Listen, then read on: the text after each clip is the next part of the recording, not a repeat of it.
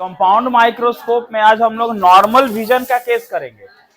तो compound microscope में last lecture में list distance of distinct vision पर इमेज बना था, उसके बारे में हम लोग बात कर लिए थे।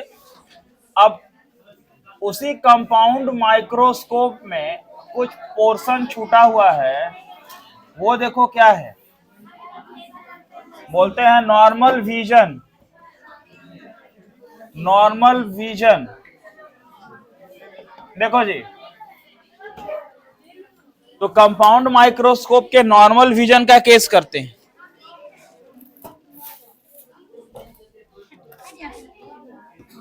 समझ रहे बात क्या बोल रहे हैं हम?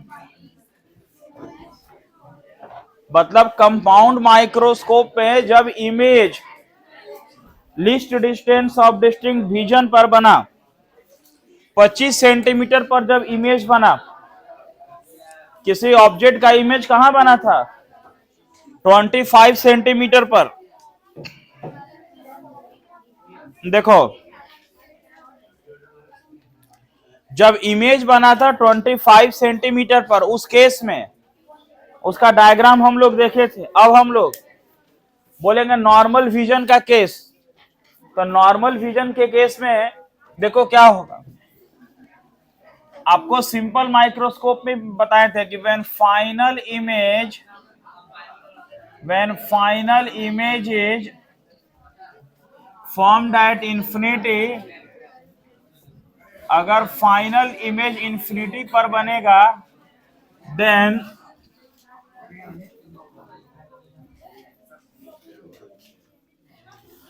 Compound microscope is said to be in normal adjustment. देखिए जब फाइनल इमेज इंफिनिटी पर बनेगा तो हम बोलेंगे कि कंपाउंड माइक्रोस्कोप नॉर्मल एडजस्टमेंट में है। ठीक है, तो जब फाइनल इमेज बना इंफिनिटी पर तो कंपाउंड माइक्रोस्कोप नॉर्मल विजन में है, नॉर्मल एडजस्टमेंट में। तो करेंगे क्या? डायग्राम फिर बनाना पड़ेगा। अब आपको मान लो 2 मार्क्स में या 1 मार्क्स में बोल दे कि रे डायग्राम बनाइए, ऐसे 1 मार्क्स में तो नहीं बोलेगा, ज्यादा ही हो सकता 3 नंबर में आ जाए कि चलो भाई आप कंपाउंड माइक्रोस्कोप का डायग्राम बनाओ नॉर्मल विजन के केस में। तो आप देखो क्या करना, ध्यान देना क्या करना। ये आपका एक ऑब्जेक्टिव लेंस है, this is the lens objective, ध्यान देना ये लेंस ऑब्जेक्टिव है। अब क्या करना, आप ऑब्जेक्टिव में वैसे ही जैसे बनाए थे देखो चेंज क्या करोगे, थोड़ा इजी होगा ये, यानी वो कंपाउंड माइक्रोस्कोप के डायग्राम से थोड़ा इजी होगा। अब यहाँ A4 और ये 2A4, A4 और 2A4 के बीच में यहाँ ऑब्जेक्ट AB को रख देंगे, ध्यान देना। अब यहां से लाइट जाएगा, ये बेंड करने के बाद यहां से इसका इमेज बनाएगा A डैश B डैश, ध्यान देना A dash B dash image बना। सुनो अब क्या है कि इमेज बना A डैश B डैश। अब यहां पर आईपीस दूसरा लेंस रखा हुआ, आईपीस जो ऑब्जेक्टिव से थोड़ा बड़ा है। आपको मालूम है कि आईपीस का फोकल लेंथ ऑब्जेक्टिव से बड़ा होता। ये लाइट पास किया इसके ऑप्टिकल सेंटर से, ये इधर से गया। अब क्या है ना कि ये जो आकर के लाइट वर्चुअली बेंड करता था ना, बेंड करने के बाद जो 25 सेंटीमीटर पर मिलता था वो नहीं मिलेगा आपको, वो इनफिनाइट पे बना देना है। ये सिंपल बात कर देना आपको बस।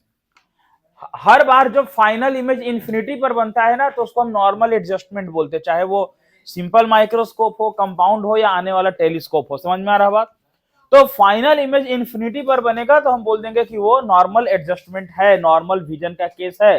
ठीक है ना, यानी कि नॉर्मल विजन, नॉर्मल एडजस्टमेंट, या इसको बोलते हैं रिलैक्स्ड आई, विथ रिलैक्स्ड आई। कभी कभी ऐसे बोलते हैं बड़े विथ रिलैक्स, हाँ रिलैक्स्ड आई ऐसे भी करते हैं, क्वेश्चन में पूछता है। ठीक है ना, मतलब आराम से आप देख सको। तो ये नॉर्मल विजन तो इन्फिनिटी पर कब बनेगा? जब ऑब्जेक्ट फोकस पर हो। मतलब इस बार क्या हुआ, इस बार ये हुआ कि जो ये एफी यहां होता था यहां नहीं होकर के एकदम यहां हो गया, यानी इस ऑब्जेक्ट पर एफी हो गया, यानी आईपीस का फोकल लेंथ पर इमेज बना A डैश B डैश। समझ में आ रहा बात?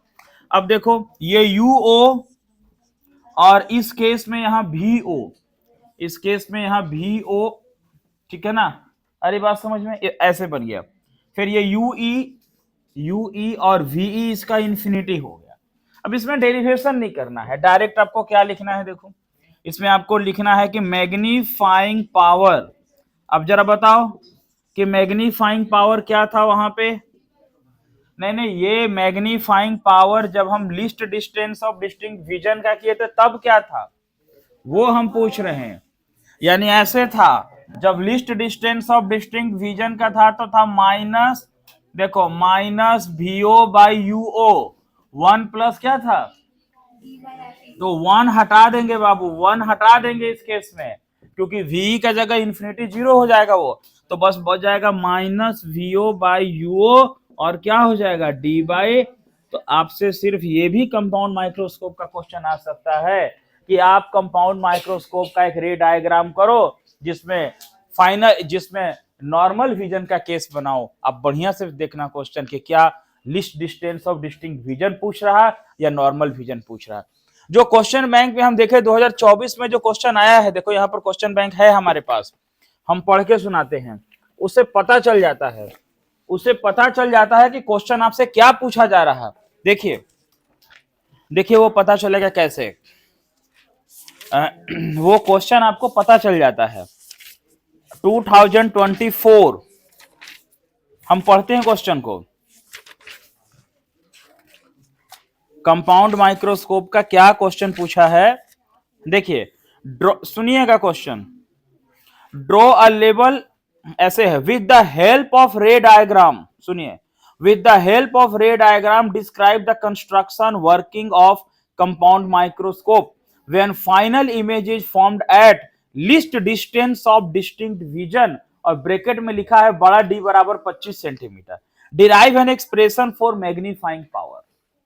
यानी कि जब least distance of distinct vision पर बना तो आप डायग्राम बनाइए, कंस्ट्रक्शन करिए, वर्किंग करिए और मैग्नीफाइंग पावर का डेरिवेशन फाइंड करिए, जो आपको बताए थे कि मैग्नीफाइंग पावर लास्ट में आया था। ये पूरा 5 मार्क्स में आपको पूछा जाएगा। समझ में आ रहा बात, क्लियर है ना। तो मतलब ये केस नहीं पूछा है, वो list distance of distinct vision लिख दिया बगल में, डी बराबर 25 centimetre, derive the expression for magnifying power. आप बोलेंगे कि सर हम लोग प्रिंसिपल पढ़े थे, देखो प्रिंसिपल वर्किंग में थोड़ा अंतर है, ये पूरा क्लियर करो डायग्राम, एक बार और समझाते कि प्रिंसिपल वर्किंग में क्या क्या हम लोग कैसे डिफरेंस लिखते हैं। जैसे हम लोग प्रिंसिपल लिखे थे, वर्किंग कैसे लिख सकते हैं, प्रिंसिपल ही वर्किंग होता है, लेकिन क्या चेंज करना होता है, ठीक है ना। तो आप ये नहीं पूछा है, समझ रहे बात का, लेकिन हर एक का हमको नॉर्मल विजन का केस करना होगा। क्या करना होगा, नॉर्मल विजन का। इसका पूछता तो नॉर्मल विजन लिखा रहता, ठीक है।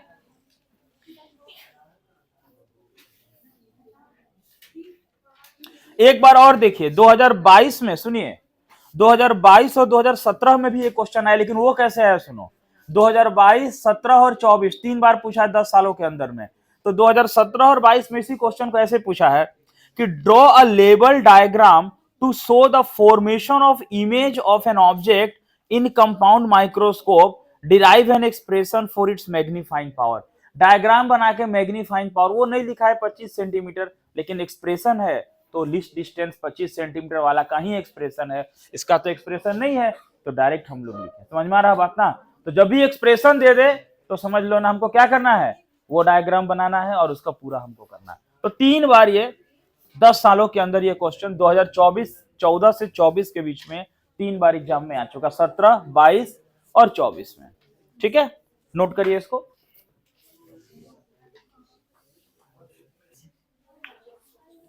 कंपाउंड माइक्रोस्कोप का प्रिंसिपल निकालिए, क्या लिखे थे, निकालिए तो प्रिंसिपल निकालिए कॉपी में, कंपाउंड माइक्रोस्कोप का प्रिंसिपल निकालिए, कहां है, हाँ निकाले, वो लास्ट लेक्चर में था principal.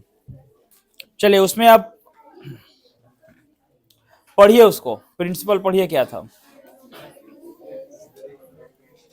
When an object is placed. अब व्हेन एन ऑब्जेक्ट, जब एक वस्तु को रखे, अब आप प्रैक्टिकल में कौन सा ऑब्जेक्ट रखे, ए बी रखे है ना, तो आपको वर्किंग लिखना है। वर्किंग क्या करना है कि व्हेन एन ऑब्जेक्ट है, ऑब्जेक्ट का नाम ए बी वहां देना है। वहां ऑब्जेक्ट के बगल में ए बी लिखना है कि when an object A B, उसके बाद क्या था पढ़ो, is placed between FO and two FO, है ना, इन फ्रंट ऑफ लेंस क्या है, कॉन्वेक्स लेंस ऑब्जेक्ट, फिर क्या है, it's real and magnified image कैसा बना है, ए डैश बी डैश, तो इमेज के बाद लिख देंगे ए डैश बी डैश, क्या लिखेंगे, A dash B dash is formed on the other side of lens, फिर लिखेंगे this image A dash B dash, this image act as a object for eyepiece, and final image A double dash B double dash, final image क्या था, is formed at the least distance of distinct vision, ये working हो जाएगा, क्या हो जाएगा ये, तो आप ना ये इसका वर्किंग नहीं बता रहे, हम पिछले क्लास जो लिस्ट डिस्टेंस का बता रहे हैं, क्योंकि क्वेश्चन बैंक में देखो वर्किंग लिखा था, आप कहीं साइड में ये वर्किंग करके अपने से लिखो, तब तक हम इधर मिटाते हैं इसको, भूल जाओगे घर में, कहीं लिखो ना, अभी जो बनाए ना डायग्राम, यही बगल में वर्किंग ऑफ कंपाउंड माइक्रोस्कोप करके और लाइन को देख के रिपीट करो, लिखो, ताकि वर्किंग कैसे लिखेंगे हम, ये हो गया, डायग्राम बन गया सबका, तो कंपाउंड माइक्रोस्कोप हो गया क्लियर। लास्ट में न्यूमेरिकल्स बनाएंगे तीनों पर, ऑप्टिकल इंस्ट्रूमेंट पर,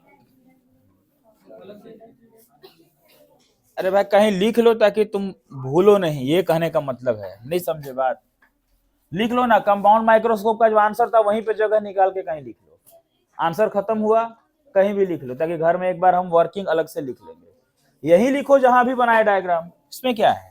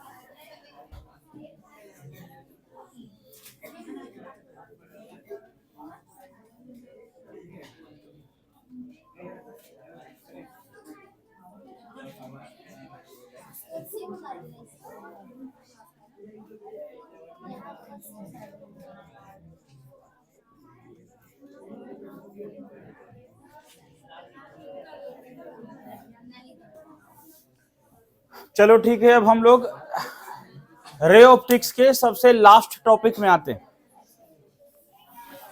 रे ऑप्टिक्स का सबसे लास्ट टॉपिक है टेलीस्कोप, है ना।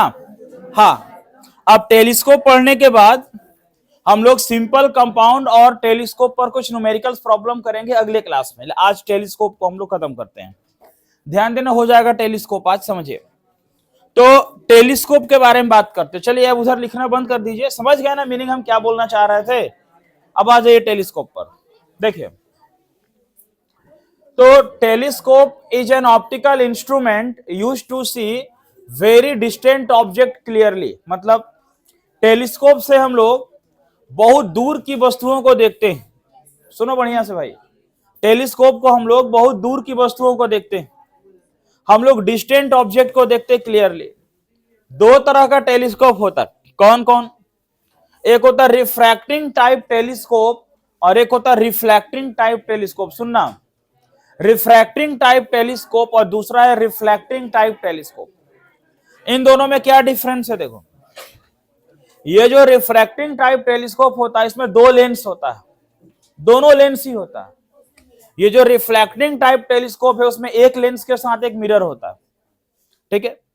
अब जो रिफ्रैक्टिंग टाइप टेलीस्कोप, फिर से एक बार समझ लो, थोड़ा कंसंट्रेशन बनाओ। टेलीस्कोप एक ऑप्टिकल इंस्ट्रूमेंट है जिसका यूज करेंगे बहुत दूर के ऑब्जेक्ट को देखने के लिए।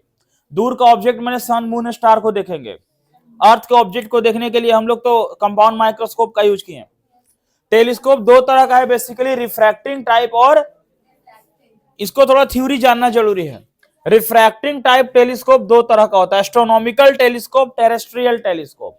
बोलना है क्या सर इतना टेलीस्कोप पढ़ना? नहीं, बिल्कुल नहीं, एक ही पढ़ना है, एस्ट्रोनॉमिकल टेलीस्कोप। बस हमारा सिलेबस में सिर्फ एस्ट्रोनॉमिकल टेलीस्कोप है जो भी हम स्टार्ट करने वाले, लेकिन हम लोग पूरा टेलीस्कोप का कहानी जरा समझ लेते हैं। जो रिफ्रैक्टिंग टाइप टेलीस्कोप है इसमें दो लेंस होता है, जैसा भी था ना कंपाउंड माइक्रोस्कोप में दो लेंस, वैसे यहां भी दो लेंस होगा। इसमें एक मिरर एक लेंस होगा। रिफ्लेक्टिंग टाइप टेलीस्कोप, एक्चुअल में रिफ्रैक्टिंग टाइप टेलीस्कोप में कुछ प्रॉब्लम है, मतलब कुछ इमेज अच्छा नहीं बनता, धुंधला जैसा बनता। इसको दूर करने के लिए न्यूटन ने कुछ नया एंट्री किया उसमें, जिसको रिफ्लेक्टिंग टाइप टेलीस्कोप कहते हैं। इसलिए रिफ्लेक्टिंग टाइप टेलीस्कोप दो तरह का होता है, कैसिग्रेन टाइप टेलीस्कोप और न्यूटोनियन टेलीस्कोप, ठीक है। आ रही बात समझ में? बट हमको जो 12 में सिलेबस में पढ़ना, वो क्या पढ़ना है इसमें? Astronomical telescope. क्या पढ़ना है? कभी कभी एक क्वेश्चन आता है कि what are the advantage of reflecting type telescope over refracting, मतलब रिफ्रैक्टिंग से रिफ्लेक्टिंग किस मायने में अच्छा है?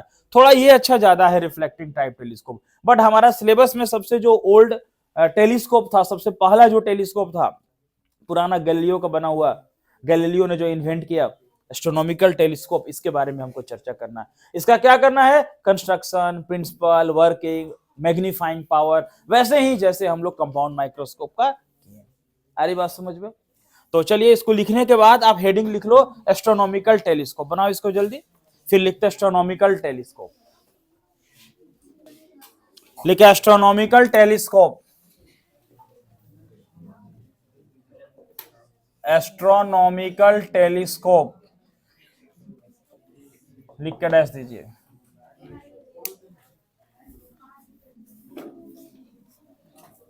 Astronomical telescope,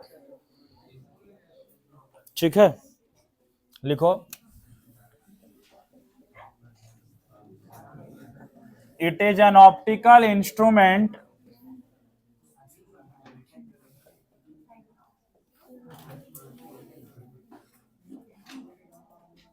used to, it is an optical instrument used to see या used to observe heavenly object। heavenly object कौन कौन है जी? जो स्वर्ग में है, स्वर्गवासी वस्तु, है ना। heavenly object लाइक कौन कौन है ना? मून है, प्लेनेट है, हेवन में है ना। किसी का दादाजी चल गए हो तो ऊपर नजर आ जाएंगे, है ना। धरती पर दादाजी होंगे तो ऐसे मत बोल देना, नहीं तो डंडा से मारेंगे, है ना। ऊपर चल गए हो तो फिर टेलीस्कोप से देख लेना, है ना, दिख जाएंगे ऊपर में, ठीक है। तो moon, planet, stars etcetera, construction,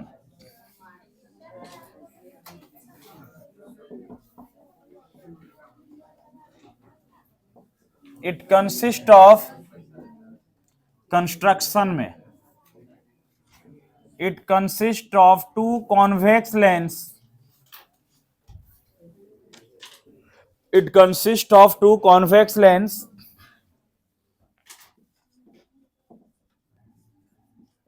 which are placed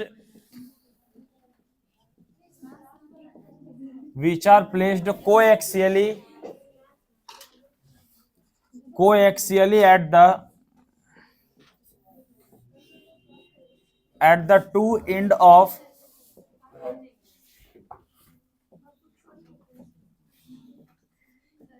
a sliding metal tube, two end of a sliding metal tube,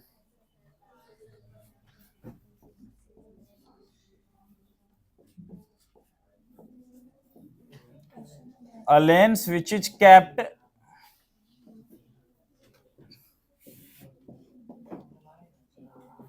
near the object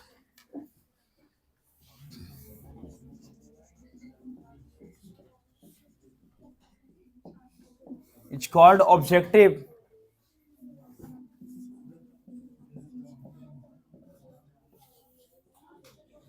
and which lens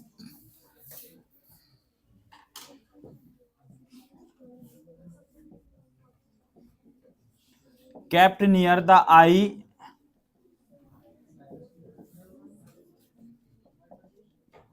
it's called eyepiece.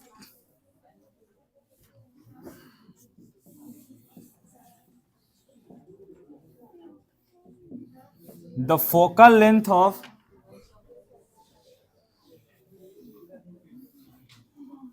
objective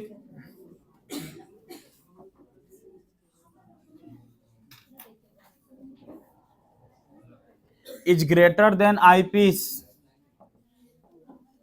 बताओ इसमें क्या है, ऑब्जेक्टिव का फोकल लेंथ किससे बड़ा होता, eyepiece से, उल्टा होता बात।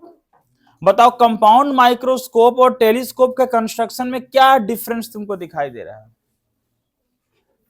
बस एक ही डिफरेंस दिखाई दे रहा है कि वहां आईपीस का फोकल लेंथ बड़ा था ऑब्जेक्टिव से यानी कि हम जो दो लेंस बनाए थे उसमें आईपीस बड़ा था, अभी जो दो लेंस बनाएंगे उसमें कौन बड़ा होगा, ऑब्जेक्टिव बड़ा होगा।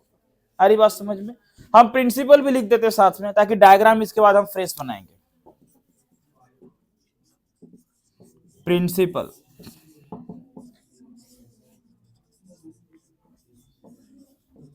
पैरेलल रे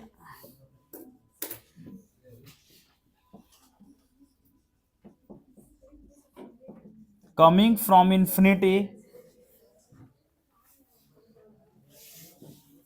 and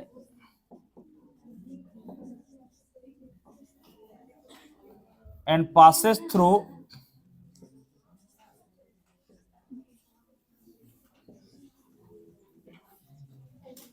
lens objective,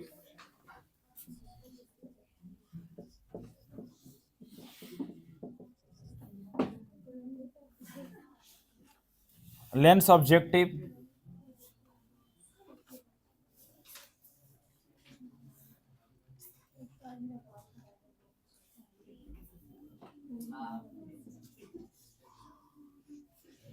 bye angle alpha, alpha angle बनाते हुए जाएगा, है ना।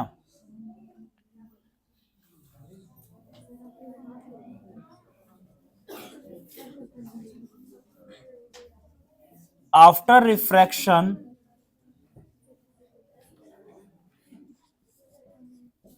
of light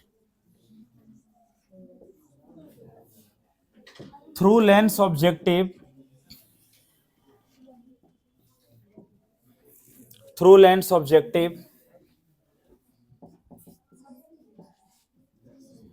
its real inverted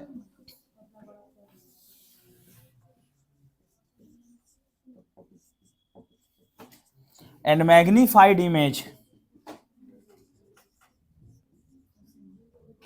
formed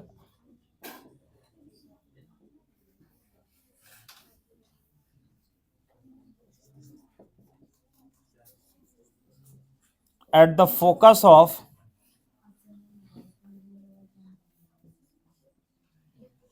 lens objective. Focus of lens objective.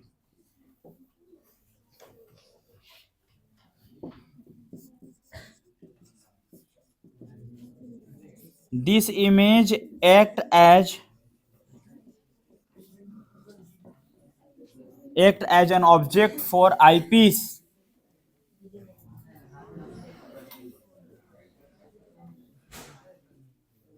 and final image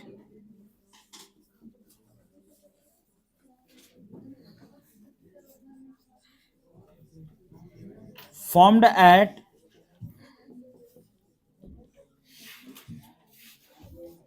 least distance of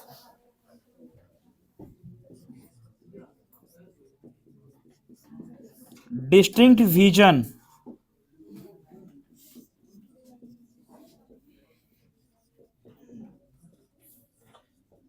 the final image is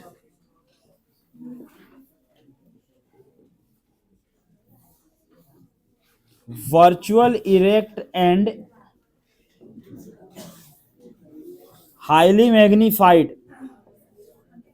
अब आप बताओ क्या वर्किंग नहीं लिख सकते हो यहां से? अरे यही वर्किंग होता, प्रिंसिपल ही वर्किंग होता, बस क्या करना इसमें, यही कंपाउंड माइक्रोस्कोप में आपको हम समझा रहे थे। करना क्या है, ऑब्जेक्ट का नाम दे देना ए बी, उसका इमेज बना ए डैश बी डैश, और फाइनल इमेज का नाम दे देना A double dash B double dash. तो प्रिंसिपल क्या बन गया, वर्किंग बना। अब हम इसका डायग्राम बनाएंगे, रे डायग्राम, जैसे कंपाउंड माइक्रोस्कोप का बनाए थे। तो लिखिए इसको, फिर डायग्राम बनाते हैं हम इसका। रे डायग्राम, रे डायग्राम टेलीस्कोप का, ध्यान देना, एस्ट्रोनॉमिकल टेलीस्कोप का रे डायग्राम, समझो जी। अब यहां पर एक लेंस होगा ऑब्जेक्टिव, और ये लेंस बड़ा होगा। अब जो आईपीस करेंगे वो इससे छोटा करेंगे, मतलब जो ये लेंस है ऑब्जेक्टिव, ये पहला लेंस ही बड़ा है, ध्यान देना। ये ऑब्जेक्टिव, फोकल लेंथ ज्यादा, मतलब ये लेंस बड़ा है, और वही स्लाइडिंग मेटल ट्यूब पे एडजस्ट किए हैं इसको हम लोग, स्लाइडिंग मेटल ट्यूब पर। आ रही बात समझ में? अब यहां पर ना बताओ हम किसको देख रहे हैं, हेवनली ऑब्जेक्ट को। हम जिस ऑब्जेक्ट को देख रहे हैं, क्या उसका पोजीशन हमको सही मायने में पता है कहां है? बहुत दूर है, तो इन्फिनाइट है, उसी को तो इन्फिनिटी बोलते हैं। तो ऑब्जेक्ट इन्फिनाइट पे है, तो ऑब्जेक्ट ए बी को हम कैसे दिखाए, नहीं दिखाएंगे, तो हम ऐसे बोलेंगे कि देखो पैरेलल रे, इसका ऑप्टिकल सेंटर है, पैरेलल रे आ रहा है कहीं इन्फिनाइट से ऐसे, और पैरेलल रे इन्फिनाइट से ऐसे आ रहा, इन्फिनिटी से आ रहा है कहीं पे, और अल्फा एंगल बनाते हुए आ रहा, ध्यान देना, ये अल्फा एंगल बना रहा, एक एंगल अल्फा यही बन गया इस बार। अरे मैग्नीफाइंग पावर के लिए दो एंगल चाहिए ना, एक अल्फा एक बीटा। तो ऑब्जेक्ट है कहीं, मतलब मान लो यहां ऑब्जेक्ट है कहीं ए बी, ये ए बी कहीं ऑब्जेक्ट है इन्फिनाइट पे, इन्फिनिटी पे है, ध्यान देना। ये मान लेते हैं कि चलो ए बी कोई ऑब्जेक्ट था और ये इन्फिनिटी पर था, एकदम इन्फिनिटी पे था कहीं दूर, और अब ये दूसरा लाइट भी आ रहा है, देखो यहां से ये पैरेलल रे बनाना, ये जो बनाना ना पैरेलल रे, देखो लैंग्वेज में लिखा है parallel ray coming from infinity, ध्यान देना, इसका ये लाइन पैरेलल होना चाहिए। अब यहां आने के बाद, इस लेंस पर आने के बाद इसको थोड़ा मोड़ दो, और मोड़ करके ऐसा ले जाओ कि कहीं इमेज बन जाए। हाँ ठीक बन रहा था, कहीं इमेज बन जाए, ऐसा मोड़ो, यहां से इस लेंस को इस तरीके से बेंड करिए, स्केल से थोड़ा दूर बना दिए हम, इमेज बन जाए ए डैश बी डैश, ध्यान देना, बात नहीं करो, यानी पैरेलल रे इन्फिनिटी से आ रहा, ऑब्जेक्ट इन्फिनाइट पे है, और उसका इमेज थोड़ा हम लोग ट्राई करते ना कि थोड़ा हल्का दूर बन जाए, तो स्केल से ये वाला को तो ज्यादा नहीं मोड़ सकते, इसको तो अपना हाथ में मोड़ना, बेंडिंग एबिलिटी करना, तो बना दिए कि दूर है जरा सा, टेक्निक समझो आप कि हम डायग्राम बनाते कैसे हैं, फिर आप उस तरीके से बनाओगे तो फिर 2-3 बार प्रैक्टिस करोगे हो जाएगा। एक दिन बैठ करके आज तुम्हारा काम है ना कि आज सिंपल कंपाउंड टेलीस्कोप तीनों के डायग्राम को 2-2 बार बनाएं, बस उसके बाद देखना 100% क्लियर हो जाएगा। और नहीं समझ में आए तो वीडियोज भी अपलोड हो जाएगा आजकल में, उससे भी देख लेना। देखो यहाँ पे अब दूसरा जो लेंस है वो आईपीस है, वो आईपीस थोड़ा छोटा बनेगा ऑब्जेक्टिव से। क्यों बनेगा? क्योंकि यहाँ पे को ऐसा कंस्ट्रक्शन है कि ऑब्जेक्टिव बड़ा है आईपीस से, यही तो डिफरेंस है। जबकि इसके पहले कंपाउंड माइक्रोस्कोप में क्या था, कौन बड़ा था? तो ऑब्जेक्टिव छोटा था, आईपीस बड़ा था। यानी कि अब ये आईपीस है, देखो आईपीस है, ध्यान देना। अब यहां से लाइट इसके ऑप्टिकल सेंटर से पास करेगा, यहां से लाइट कॉर्नर से पास करेगा, फिर वही कहानी, ये दोनों लाइट को वापस लाके मिलाना है। इसका ऑप्टिकल सेंटर O2 इधर से जा रहा है, ये वापस आएगा यहाँ कहीं, इधर से कोई लाइन वापस आएगा, आकर के कहीं ना कहीं मिलेगा, मिला देंगे। अगर नहीं मिला तो आपको पता है क्या करना है। अगर इस कॉर्नर से आके नहीं मिला तो आपको मालूम है कि थोड़ा सा ऊपर बढ़ जाना है, हल्का सा एक और लाइट पास कर देना है, लेकिन मिलाना है। ऐसे बिना मिलाए हम नहीं छोड़ सकते हैं। टीचर को लगे कि आप डायग्राम बहुत बेहतरीन बनाए। आ रही बात समझ में? तो आपका डायग्राम अच्छा दिखना चाहिए, साफ सुथरा दिखना चाहिए। समझ में आ रहा बात? ठीक है ना, है ना? तो क्या हुआ ना कि अच्छा से कपड़ा पहन के बिना इन्विटेशन किए हुए शादी में भी घुस जाओगे तो कोई लोग नहीं भगाएगा। अरे बात समझ में? कोई सोचेगा लड़का वाला की तरफ से होगा, कोई सोचेगा लड़के वाला। जैसे तैसे खजुरा उजुरा के पहुंच जाओगे ना, तो तुमको इन्विटेशन कार्डो मिला है ना, तो सोचेगा कि पता नहीं कहां से आ गया ये, है ना, पहचानने में दिक्कत होगा। वैसे ही डायग्राम को थोड़ा हमको फ्रेश बनाना होगा, ताकि टीचर को लगे हाँ सर बनाया, स्टूडेंट पढ़ा है घर में। यहां देखो, ये इसको मिला देंगे यहां जाकर के, इसका नाम हो जाएगा A double dash B double dash. क्या होगा? A डबल डैश, और एक बीटा एंगल यहां बन गया। अब चूंकि अल्फा और बीटा दोनों एंगल मिल गया, इसलिए इसको ऊपर बढ़ा के यहां से करके जो भेजे थे कंपाउंड में, वो यहां जरूरत नहीं है, क्योंकि अल्फा बीटा दोनों एंगल मिल गया। अब देखो जरा ऑब्जेक्ट UO क्या होगा बताना। UO होगा इंफिनिटी, यानी ऑब्जेक्ट डिस्टेंस क्या है? इंफिनिटी। बताओ, कुछ बातें हमेशा ध्यान में रहनी चाहिए क्या, कि जब ऑब्जेक्ट इंफिनिटी पर हो तो इमेज फोकस पर बनेगा, या जब ऑब्जेक्ट फोकस पर हो तो कहां बनेगा? इंफिनिटी पर बनेगा। यही ना बात है। तो इनफिनाइट पर है तो डेफिनेटली यहां इसका इमेज बना वो VO है, और वो VOFO के बराबर है। क्यों सर VOFO के क्यों बराबर है? ये VOFO के क्यों बराबर है बताओ? क्योंकि O मतलब ऑब्जेक्टिव, ऑब्जेक्टिव का इमेज डिस्टेंस, और जो ऑब्जेक्टिव का इमेज डिस्टेंस है वही ऑब्जेक्टिव का फोकल लेंथ है। क्यों फोकल लेंथ है? ऑब्जेक्ट कहां है? इंफिनिटी पर, तो इमेज कहां बनेगा? फोकस पर। कहां बनेगा? अब आईपीस का फोकल लेंथ यहां है FE, आईपीस का फोकल लेंथ यहां। आ रही बात समझ में? फिर ये सिंपल माइक्रोस्कोप जैसा काम कर रहा। इसका ऑब्जेक्ट डिस्टेंस UE, और इसका इमेज डिस्टेंस VE, और जो VE है वो कैपिटल D है। कैपिटल D का मतलब है least distance of distinct vision. तो ये बन गया डायग्राम आपका टेलीस्कोप का, एस्ट्रोनॉमिकल टेलीस्कोप का। इजी सा डायग्राम है, बनाइए इसको, बनाइए बनाइए। और फिर प्रिंसिपल लिख के हम जगह छोड़ देते। प्रिंसिपल आपका लिखने का काम है, लिख लेंगे ना प्रिंसिपल? प्रिंसिपल नहीं, वर्किंग प्रिंसिपल तो आपको लिखवा चुके, वर्किंग समझ रहे हैं ना? हाँ, लेकिन मेन हमारा क्या डिफिनेशन क्या करना हमको? Magnifying power. क्या करना है? Magnifying power. और मैग्नीफाइंग पावर का वही डिफिनेशन है जो सिंपल और कंपाउंड में होता था। आप पहले डायग्राम बनाओ, फिर हम लिखते हैं, बोलेंगे तो ध्यान देना। डायग्राम बनाओ।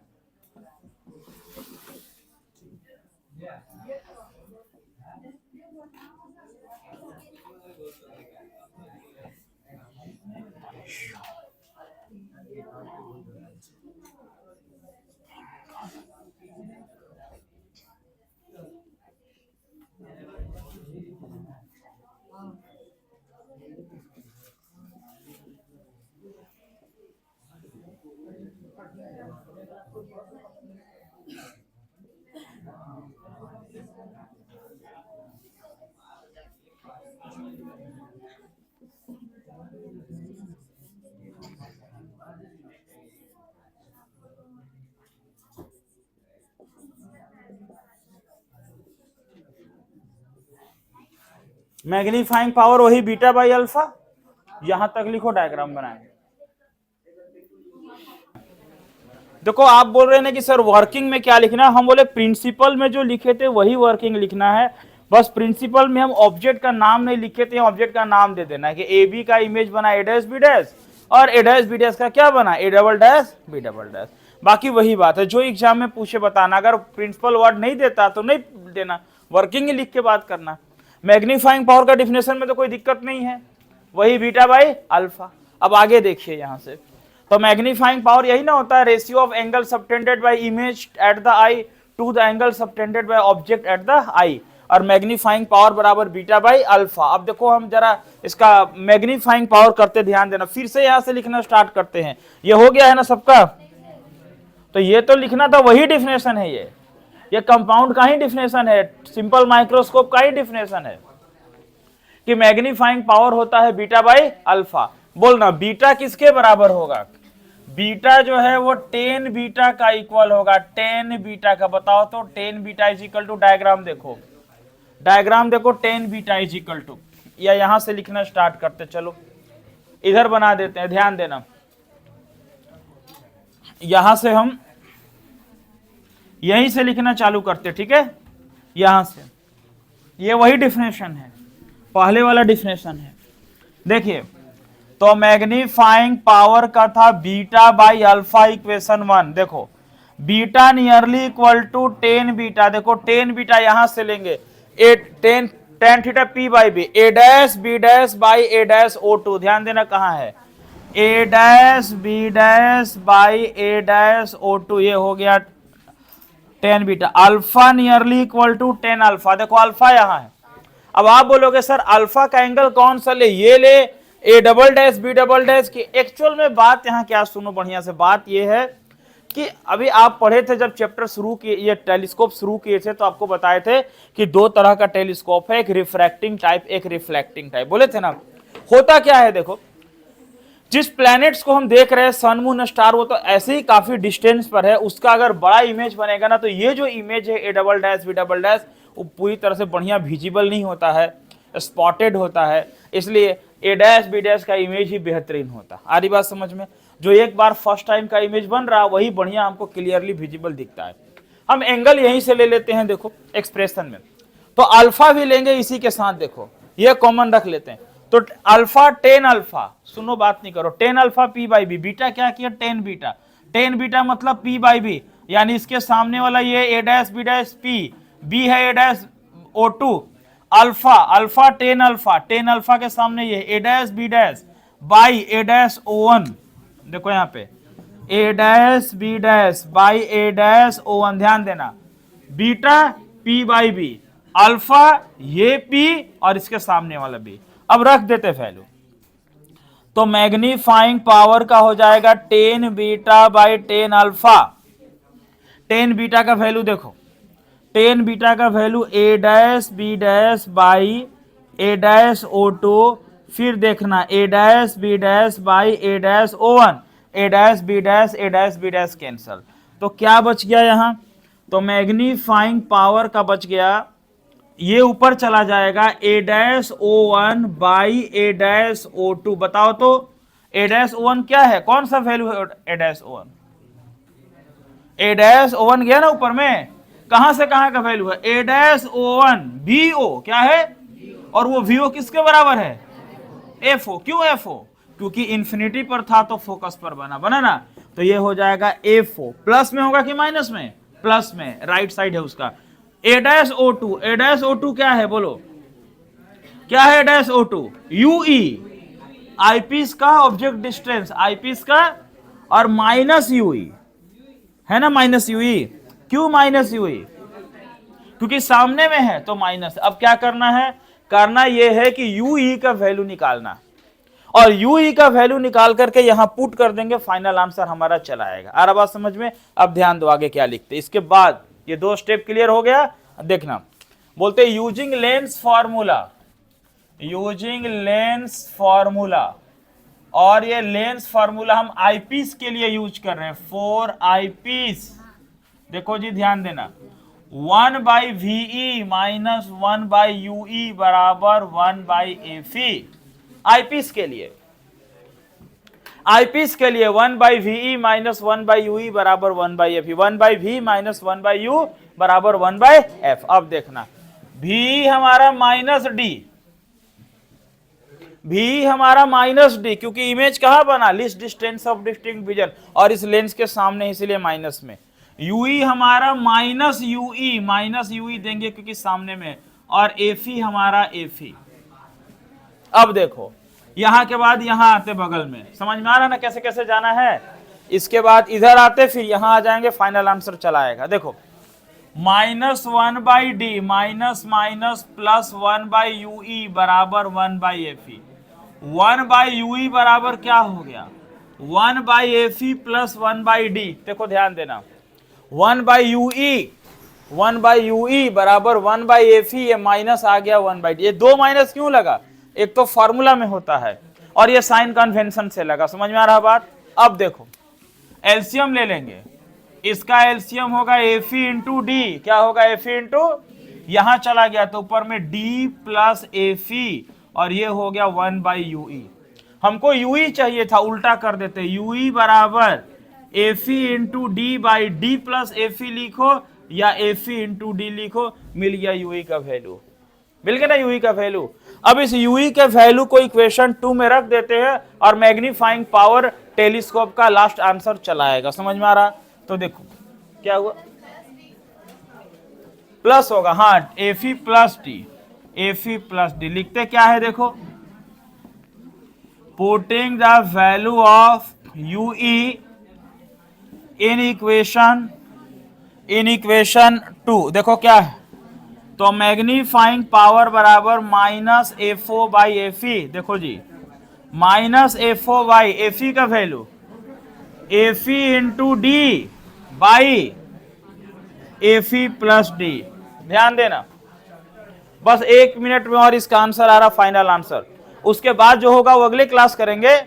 इसका जो एक्स्ट्रा पार्ट है, नॉर्मल विजन करना पड़ेगा ना, नॉर्मल विजन और न्यूमेरिकल्स अगले क्लास करेंगे। फाइनल लिस्ट डिस्टेंस जो इंपॉर्टेंट है उसका फाइनल आंसर मिलने जा रहा, ध्यान दो क्या हो जाएगा बोलना यहाँ पे। अब क्या करें, भेज दे इसको ऊपर। तो देखो माइनस FO, यहां देखना बगल में माइनस FO, उसके साथ कौन चला गया, FE प्लस डी, और बाई नीचे क्या हो जाएगा, FE इंटू डी। क्या हो जाएगा, FE इंटू डी।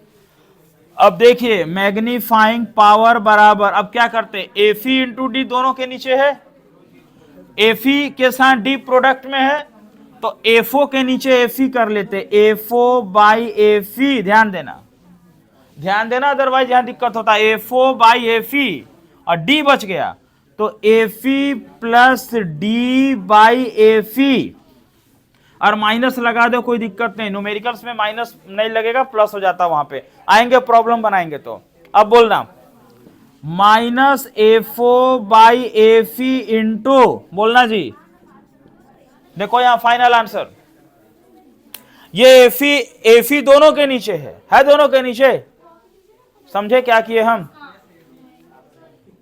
अब लोग बात करेंगे तो क्या कैसे समझेंगे। यहां देखिए ये FO है, ये चला गया FE प्लस डी ऊपर में, FE इंटू डी नीचे में, FO के नीचे FE आ गया, यहाँ पे FE प्लस डी, उसके नीचे D, यहाँ D चला आया। हाँ वही तो बोले, मिस्टेक हो गया, FE नीचे आया, यहाँ क्या बचेगा, D बचेगा। क्या बचेगा, D दोनों के नीचे है, D क्या है, तो ऐसे हो जाएगा FE/D प्लस D/D 1 होगा D/D 1। तो मैग्नीफाइंग पावर यही हो गया टेलीस्कोप का, वो क्या हो गया, माइनस FO/FE। इसको FE/D प्लस 1 को 1 प्लस FE/D लिख सकते हैं। तो टेलीस्कोप 5 मार्क्स में आए, कंस्ट्रक्शन, प्रिंसिपल, डायग्राम, वर्किंग के साथ list distance of distinct vision में। तो यहां तक हमको कर देना है। आ रहा बात समझ में। तो ऐसे रे ऑप्टिक्स खत्म हो गया, लेकिन एक क्लास और लेंगे, इसका नॉर्मल विजन बताएंगे और नॉर्मल विजन के साथ कुछ प्रॉब्लम न्यूमेरिकल्स बनाएंगे, कैसे कैसे। समझ में आ रहा बात।